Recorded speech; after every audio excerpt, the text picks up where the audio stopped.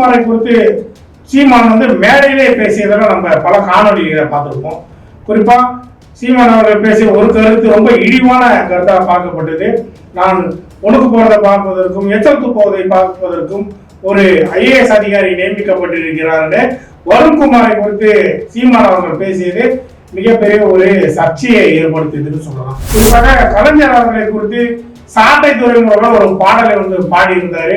அந்த பாடல் ஏற்கனவே விமர்சனமாக இருந்து சாட்டை துறைமுறைகள் இது ஒரு சாதியை ஈடுபடுத்துவதாக எனக்கு தெரியாது, இதுல சாதியின் அடையாளம் இருக்குன்னு எனக்கு தெரியாது சாட்டை முருகன் தெரிவிச்சிருப்பாங்க. அதை தெரிந்தே நாம் தமிழர் கட்சியின் தலைமை ஒருங்கிணைப்பாளர் சீமான் அவர்கள் திரும்பி அந்த பாடலை மேடையில பாடி கலைஞர் அவர்கள் பெயருக்கு ஒரு கலங்கத்தை விளைவிச்சு இருந்தாங்க.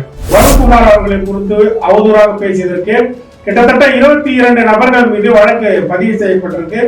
இதுல A1 சீமான் அவர்கள் மீதும், A2 சாட்டை துரைமுருகன் மீதும், A3 இடுமாவளம் கார்த்தி மீதும் வழக்கு பதிவு செய்யப்பட்டிருக்கு. இதுல 22 நபர்கள் இந்த கைது நடவடிக்கையில இருக்காங்க. அவர்கள் மீது வழக்கு பதிவு செய்யப்பட்டிருக்கு. இன்னும் சில நாட்களிலே நாம் தமிழர் கட்சி தலைமை ஒருங்கிணைப்பாளர் சீமான் அவர்களும் அந்த நிர்வாகிகளும் கைது செய்யப்படுவார்கள் என்று நம்ம பார்க்கலாம். ஏற்கனவே வருண்குமாரை குறித்து மேடையிலே சீமான் அவர்களே பேசியிருக்காரு. அப்படி அவரே பேசும்போது அவருடைய தொண்டர்களும் அவர் பின்பற்றக்கூடிய அவருடைய நிர்வாகிகளும் ஏன் பேச மாட்டார்கள் என்ற ஒரு கேள்வி முன்னிற்கு தோன்றுது.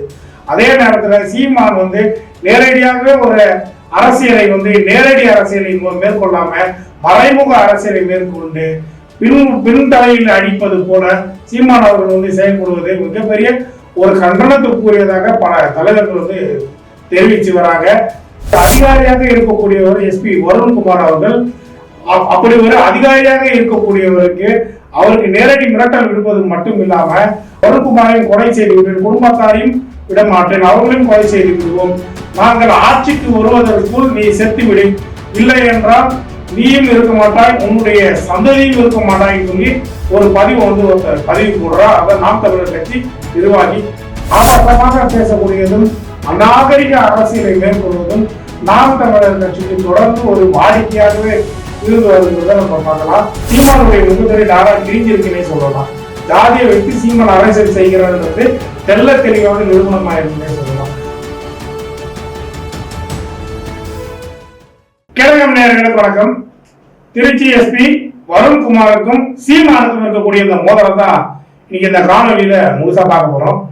இன்று நடைபெற்ற அந்த பத்திரிகையாளர் சந்திப்புல சீமான் அந்த பல்ட்டி அடித்து விட்டு சென்று விட்டாருன்னு சொல்லலாம். குறிப்பா வருண்குமாரை குறித்து சீமான் மேடையிலே பேசியதெல்லாம் நம்ம பல காணொலிகளை பார்த்திருப்போம். குறிப்பா சீமான் அவர்கள் பேசிய ஒரு கருத்து ரொம்ப இழிவான கருத்தாக பார்க்கப்பட்டது. நான் உனக்கு போறதை பார்ப்பதற்கும் எச்சரித்து போவதை பார்ப்பதற்கும் ஒரு IAS அதிகாரி நியமிக்கப்பட்டிருக்கிறார். வருண்குமாரை குறித்து சீமான் அவர்கள் பேசியது மிகப்பெரிய ஒரு சர்ச்சையை ஏற்படுத்தியதுன்னு சொல்லலாம். அதே நேரத்தில் நாம் தமிழர் கட்சி தொண்டர்களுக்கும் நிர்வாகிகளுக்கும் இந்த அநாகரிக அரசியலை பேசுவது இது ஒன்றும் புதியதல்ல என்று சொல்லலாம். ஏன்னா தொடர்ந்து அவர்கள் பேசக்கூடியதே இந்த அநாகரிக அரசியலை தான் முன்னெடுத்து பேசக்கூடியவர்களாக இருக்கிறாங்க. குறிப்பாக கலைஞர் அவர்களை குறித்து சாட்டை துறைமுறையில் ஒரு பாடலை பாடியிருந்தாரு. அந்த பாடல் ஏற்கனவே விமர்சனமாக இருந்து சாட்டை துறைமுறைகள் இது ஒரு சாதியை ஈடுபடுத்துவதாக எனக்கு தெரியாது, இதுல சாதியின் அடையாளம் இருக்குன்னு எனக்கு தெரியாது சாட்டை முருகன் தெரிவிச்சிருப்பாங்க. அதை தெரிந்தே நாம் தமிழர் கட்சியின் தலைமை ஒருங்கிணைப்பாளர் சீமான் அவர்கள் திரும்பி அந்த பாடலை மேடையில பாடி கலைஞர் அவர்கள் பெயருக்கு ஒரு கலங்கத்தை விளைவிச்சு இருந்தாங்க. இந்த அவதூறுகளை பேசுவதற்கு சீமானும் சீமான் கட்சி தொண்டர்களும் தொடர்ந்து இது மாதிரி ஒரு பயிற்சியிலேயே அவர்கள் ஈடுபட்டு வராங்கன்னு பார்க்கலாம். ஏன்னா ஒரு நாகரிக அரசியல் என்பது நாம் தமிழர் கட்சியினரிடையே இதுவரைக்கும் யாரும் பார்த்தே இருக்க மாட்டாங்க. அது மாதிரியான ஒரு அநாகரிக அரசியலை மேற்கொண்டு அவர்கள் வராங்க. இந்த வகையில பார்க்கும்போது அவர்களுடைய வாட்ஸ்அப் குழுக்கள்ல அவர்களை குறித்து யாராவது எதிராக பேசினால் அவர்களை குறித்து ஒரு அவதூறு பேசுவதற்கும் அவர்கள் மீது ஒரு தவறான ஒரு கண்ணோட்டத்தை உருவாக்குவதற்குமே பல வாட்ஸ்அப் குழுக்களே நாம் தமிழர் கட்சி தொண்டர்கள், நாம் தமிழர் கட்சி தலைமை ஒருங்கிணைப்பாளர் சீமான் அவர்களுடைய கட்டுப்பாட்டிலே செயல்படுவதாகவும் சொல்றாங்க. ஏற்கனவே இந்த வருண்குமார் அவர்களை குறித்து அவதூறாக பேசியதற்கு கிட்டத்தட்ட 22 நபர்கள் மீது வழக்கு பதிவு செய்யப்பட்டிருக்கு. இதுல A1 சீமான் அவர்கள் மீதும், A2 சாட்டை துரைமுருகன் மீதும், A3 இடுமாவளம் கார்த்தி மீதும் வழக்கு பதிவு செய்யப்பட்டிருக்கு. இதுல 22 நபர்கள் இந்த கைது நடவடிக்கையில இருக்காங்க. அவர்கள் மீது வழக்கு பதிவு செய்யப்பட்டிருக்கு. இதை 22 நபர்கள் சிலர் வெளிநாட்டில் இருந்து இயங்குவதாகவும் சொல்றாங்க. இணையங்களில் சமூக வலைதளத்தில் கருத்துக்களை பதிவிடுவதில் அவர்கள் வெளிநாட்டிலிருந்து இந்த கருத்துக்களை பதிவிடுகிறார்கள். காவல்துறை தரப்புல ஒரு தகவலை எடுத்திருக்கிறதா சொல்றாங்க. இன்னும் சில நாட்களிலே நாம் தமிழர் கட்சி தலைமை ஒருங்கிணைப்பாளர் சீமான் அவர்களும் அந்த நிர்வாகிகளும் கைது செய்யப்படுவார்கள் என்று நம்ம பார்க்கலாம். அதே நேரத்தில் இன்று நடைபெற்ற அந்த பத்திரிகையாளர் சந்திப்புல எனக்கும் இந்த வருண்குமார் அவர்களை குறித்து வெளிவரக்கூடிய இந்த அவதூறுகளுக்கு எந்த சம்மந்தமும் இல்லை அப்படின்னு சீமான் அவர்கள் இன்று பத்திரிகையாளர் சந்திப்புல சொன்னது மிகப்பெரிய ஒரு சிரிப்பலையை தான் ஏற்படுத்தி. ஏன்னா ஏற்கனவே வருண்குமாரை குறித்து மேடையிலே சீமான் அவர்களே பேசியிருக்காரு. அப்படி அவரே பேசும்போது அவருடைய தொண்டர்களும் அவர் பின்பற்றக்கூடிய அவருடைய நிர்வாகிகளும் ஏன் பேச மாட்டார்கள் என்ற ஒரு கேள்வி இருந்து முன்னிற்கு தோணுது.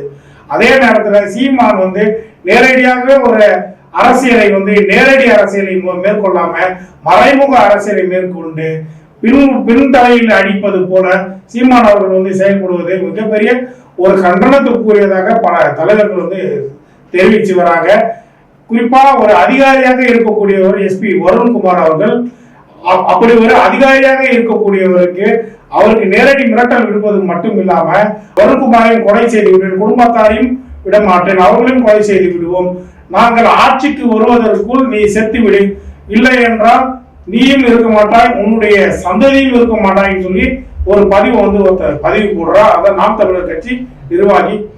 கிட்டத்தட்ட இந்த பதிவுகளை அவர்கள் பதிவு செய்து விட்டு அவர் அந்த பதிவு செய்தவரும் கைது செய்யப்படுறார். கண்ணன் என்பவர் நாம் தமிழர் கட்சி நிர்வாகி இருக்கக்கூடியவர் கைது செய்யப்படுறாரு. கைது செய்யப்பட்ட பிறகு அவருக்கும் நாம் தமிழர் கட்சிக்கும் எந்த சம்மந்தமும் இல்லைன்னு அவங்க ஒரு அறிக்கை மூலமா தெரிவிக்கிறாங்க. இனி நடைபெற்ற அந்த பத்திரிகையாளர் சந்திப்புல என்னை குறித்து கூட நிறைய அவதூறுகள் வருகிறது. அதற்கெல்லாம் நான் யாரை பண்ற மாதிரி சீமான் அவர்கள் ஒரு கருத்து சொல்லியிருக்காரு. கிட்டத்தட்ட மேடையிலேயே ஒரு எஸ்பியை குறித்து சீமானே பேசும்போது அவர்கள் தொண்டர்கள் பேசுவார்கள் என்பதுதான் இதுல முழுக்க ஊர்ஜிதமாயிருக்கே பார்க்கலாம். குறிப்பா இன்னும் சில நாட்கள்ல இந்த கைது நடவடிக்கை தூரித நடவடிக்கையாகவே செல்லும்னு பார்க்கலாம். ஆபாசமாக பேசக்கூடியதும் அநாகரிக அரசியலை மேற்கொள்வதும் நாம் தமிழர் கட்சிக்கு தொடர்ந்து ஒரு வாடிக்கையாகவே இருந்து வருகிறத நம்ம பார்க்கலாம்.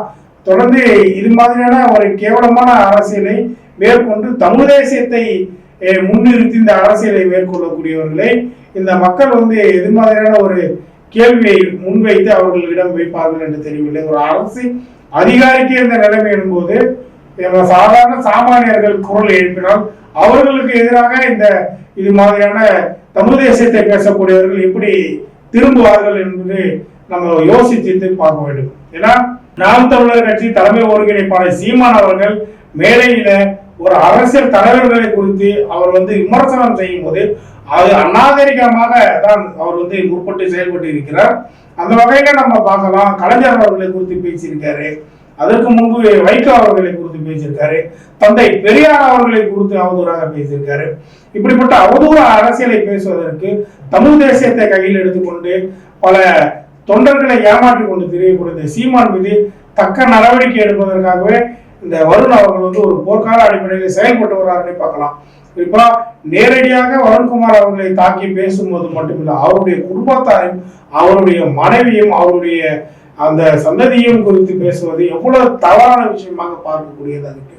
குறிப்பா சாட்டை துரைமுருகன் கைதுக்கு பிறகு சாட்டை துரைமுருகனுடைய செல்போனை கைப்பற்றி எஸ்பி வருண்குமார் அவர்கள் அதுல இருக்கக்கூடிய ஆடைகளை எடுத்து திருச்சி சூரிய சிவா பாஜக நபரிடம் கொடுத்து அந்த ஆடைகளை வெளிப்படுத்தி நாம் தமிழர் கட்சிக்கு ஒரு பெரிய அவப்பெயரை ஏற்படுத்திட்டார், சீமானுக்கு ஒரு அவப்பெயரை ஏற்படுத்திட்டார், சாட்டை துரைமுருகனுக்கு ஒரு அவப்பெயரை ஏற்படுத்திட்டார், இடுமாவன கார்த்திக்கு ஒரு அவப்பெயரை ஏற்படுத்திட்டார்னு நிறைய விமர்சனங்கள் தொடர்ந்து வைக்கப்படுதுன்னா இந்த அவப்பெயர்களை ஏற்படுத்தி விட்டார் என்று அந்த விமர்சனங்கள் வந்ததை தவிர அதில் எந்த அளவுக்கு வருண்குமார் தான் அந்த ஆடியோவை வெளியிட்டார் என்று எந்த ஒரு உண்மை தன்மையும் வெளியாகல.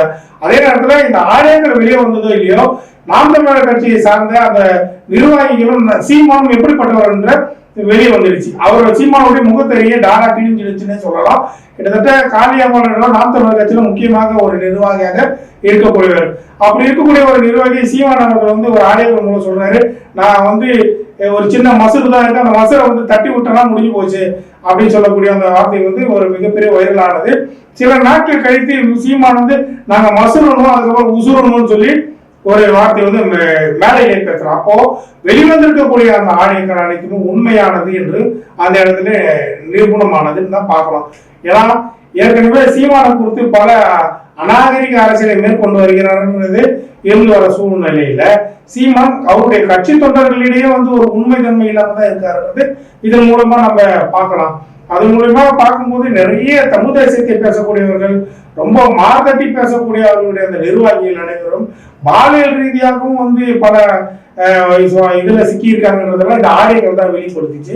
அதே நேரத்துல ஜாதியை வைத்து அரசியல் செய்யக்கூடியது, இந்த தமிழ் தேசியத்தை பேசிக்கொண்டு ஜாதி அரசியலை செய்யக்கூடிய நாம் தமிழர் கட்சி மிக தெளிவாகவே வந்து வெளிச்சம் காட்டியிருக்குன்னே சொல்லலாம். இந்த இதுல சீமானுடைய முகத்திரை டாரா கிழிஞ்சிருக்குன்னே சொல்லலாம். ஜாதியை வைத்து சீமான் அரசியல் செய்கிறான்றது தெல்ல தெளிவாக நிரூபணமாயிருக்குன்னே சொல்லலாம். அப்படி இருக்கும்போது தொடர்ந்து சீமான் அவர்கள் அநாகரிக அரசியலை தான் தொடர்ந்து மேற்கொண்டு வருகிறார்னு பார்க்கலாம். குறிப்பா அவர்கள் நேரடியாக மோதுவதற்கு பதிலாக அவர்கள் யார் எப்படிப்பட்ட எதிரிகள் என்று பார்த்து அவர்களுடைய பின்புலத்தில் இருக்கக்கூடிய அவர்களுடைய குடும்பத்தாரையும் அவருடைய மனைவியும் குறித்து தவறாக பேசக்கூடிய ஒரு அரசியலை ஆரம்பத்திலிருந்து மேற்கொண்டு வராங்க. அந்த வகையில சிக்கி கொண்டவர் தான் வருண்குமார். எஸ்பி வருண்குமார் அவர்களுக்கு ஒரு நியாயம் கிடைக்குமா என்பதே பலருடைய கேள்வியாக இருக்கு. இந்த காணொலியை பார்க்கக்கூடிய நீங்க இதுல எந்த பக்கத்துல நியாயம் இருக்கு என்பதை நீங்க தெளிவா இந்த கமெண்ட் பாக்ஸ்ல சொல்லுங்க. நன்றி, வணக்கம்.